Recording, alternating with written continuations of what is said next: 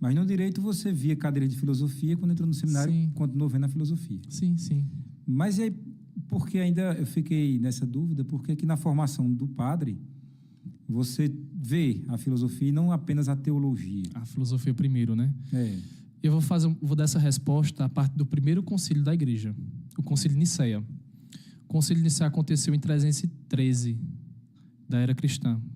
Foi o primeiro concílio ecumênico da igreja para começar a tratar sobre as primeiras questões da fé, onde o credo que nós rezamos, niceno-constantinopolitano, começou a ser formulado.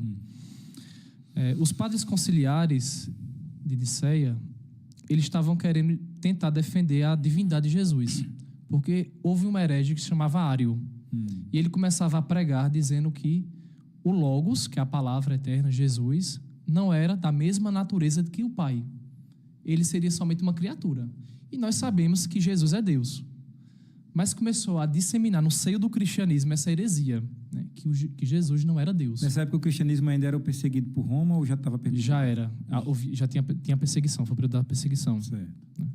Não, foi o período do fim da perseguição para o início da Pax Romana, onde Constantino ele permitiu que o cristianismo começasse a ser cultuado. Constantino. Diga-se de Que passagem. o Edito de Milão. Constantino não foi o primeiro papa. Não. Constantino era o imperador romano na época dessa... Exato. Que já- houve o Edito de Milão, onde o cristianismo poderia ser cultuado dentro de Roma, e depois o Edito de Tessalônica, onde o cristianismo se tornou a religião oficial do Império Romano. Né?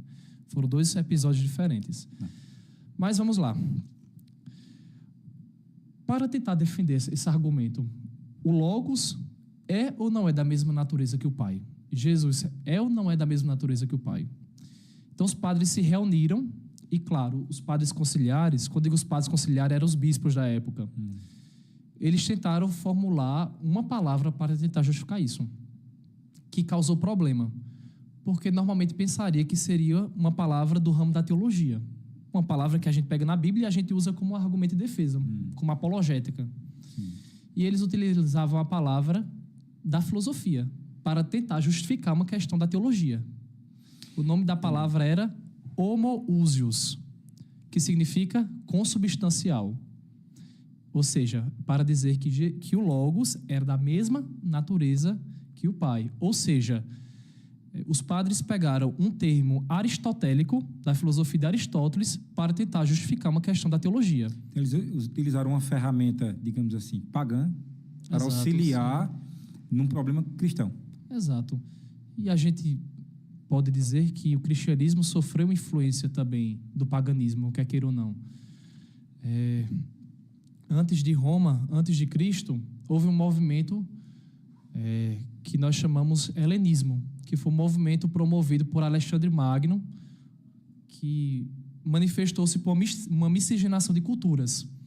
Roma, Grécia, toda aquela região dali, houve um grande choque cultural, onde a gente poderia dizer, e eu defendo isso no meu trabalho, que ali começou a haver as pequenas centelhas do que seria o cristianismo, né?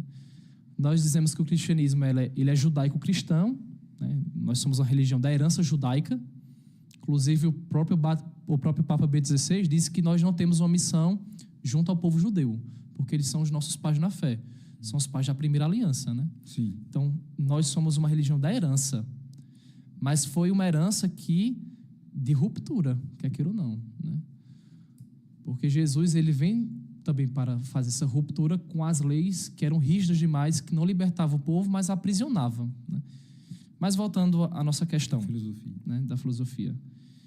Então, causou-se um problema para muitos dos padres. Como nós utilizarmos um argumento filosófico para defender um argumento teológico? Inclusive, esta palavra se mantém até hoje no credo niceno-constantinopolitano, que fala que Jesus é consubstancial ao Pai. É aquele credo longo, né? Mais longo que nós rezamos. Algumas missas solenes. Missas solenes, Natal, sobretudo, né? O que é um credo? É um resumo da fé. O resumo da fé. É eu professar, dentro daquelas palavras escritas, aquilo que eu acredito. Toda missa nós professamos o credo após a homilia. É como se eu estivesse dizendo assim: sim, eu acredito em tudo que está contido naquele artigo. Né? Então, isso foi só um exemplo. Outro exemplo que eu poderia dar na Eucaristia, por exemplo, nós utilizamos a palavra transubstanciação. Né? Nós dizemos que houve uma mudança de matéria. Né? O pão que deixa de ser pão para ser o corpo de Cristo. O vinho que deixa de ser vinho para ser o sangue de Cristo. Transubstanciação, mudança de substância. Né? Que é também um artigo utilizado da filosofia aristotélica. Né? Entendi. O termo substância, assim como o termo homoousios. Então, a filosofia ela passa a ser utilizada como uma ferramenta de auxílio. Sim, para defender os argumentos teológicos. Defender os argumentos teológicos, entendi. E aí, e como tal, é importante... Agora eu começo a entender por que o padre começa logo pela filosofia, porque ele tem que aprender as ferramentas. Exato. Né? Assim como nas exatas a gente aprende nos cursos de engenharias, por exemplo, a gente passa 2, 3 anos estudando matemática e física. O aluno tem inclusive muitas desistências nessa época, porque o aluno quer ser engenheiro civil, engenheiro mecânico, engenheiro eletricista, e aí eles estudam só matemática, física, e muitos desistem. Mas a gente passa a entender depois que são ferramentas úteis para a compreensão o métier do nosso trabalho, né? Da metade do curso para o fim. Então, no caso do padre, é a mesma coisa. Né? O padre passa pela filosofia. Isso gera desistência também de muitos padres? Gera normalmente o final do curso de filosofia. O final do curso de filosofia. E muitos seminaristas saem do seminário com crise, às vezes até mesmo crise de fé. Né? Porque, às vezes, uma acaba se apegando mais a um pensamento, sobretudo esse pensamento mais moderno, contemporâneo de alguns filósofos, sobretudo esses ateus como Nietzsche, Freud, né? Que desmerece totalmente o papel da religião.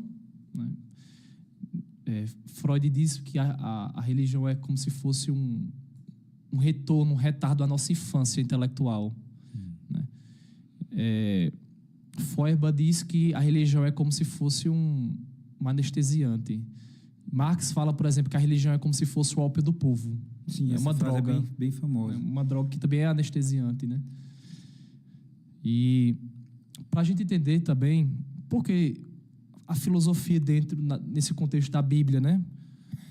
Se nós formos estudar, sobretudo o Novo Testamento, as cartas de Paulo está circunscrito no mundo grego. Sim. Né? Então ele sofre também influência do mundo grego, sobretudo do mundo helênico, que foi influência também para o cristianismo. Sobretudo os relatos da carta aos Coríntios, quando Paulo fala, quando ele vai pregar no Areópago. Né? Então, não tem como a gente fazer uma interpretação da Bíblia como, sobretudo, uma interpretação fundamentalista que os protestantes fazem, a teologia protestante faz hoje, de pegar um versículo fechado, sobretudo pela influência calvinista do século XVI, né? E luterana também, poderia-se dizer, que pega um versículo fechado e faz a interpretação, né? O que é que eu estou sentindo a parte daquilo que a mensagem está me dizendo. Eu poderia ser um pouco duro em dizer que religião ela não está para nos confortar. Hoje a gente está na sociedade do espetáculo que quer uma religião que nos satisfaça. A religião de um homem só, né? Cada um tem a sua. Mas a religião ela não está para nos trazer paz. Ela está para nos trazer crise. Jesus fala na Bíblia que a palavra de Deus ela é cortante e penetrante como espada de dois gumes. A palavra de Deus ela serve para nos questionar. Porque se ela nos trazer conformismo, é o sinal de que a minha vida ela é uma vida como qualquer. Não, a nossa vida ela deve se colocar diante daquela realidade e nós termos dúvida. Eu acho bonito quando uma pessoa chega assim para mim e diz assim, Adriel, eu estou com dúvida sobre isso na fé, eu não estou conseguindo compreender. Porque é você tentando fazer o esforço mental para tentar assimilar aquilo que é eterno. E não só aceitar por aceitar. Né? Exato. Mas isso que você fala já puxa um assunto que tem a ver diretamente com o teu trabalho, e a gente já citou o trabalho várias vezes. O Adriel, ele defendeu recentemente a monografia, né? O trabalho de conclusão de curso. Essa monografia, ela compreende toda a formação acadêmica ou é só a formação em filosofia? Teologia. A teologia, né? Tá, a gente não chegou na teologia ainda. O título do trabalho do Adriel é Jesus Cristo como paradigma do homem em era de neopaganismo, no pensamento de Ratzinger. E aí, quando fala de Ratzinger, eu lembro muito da palavrinha relativismo, que a gente vai falar aqui, mas você já vem levantando alguns tópicos com relação a isso, né?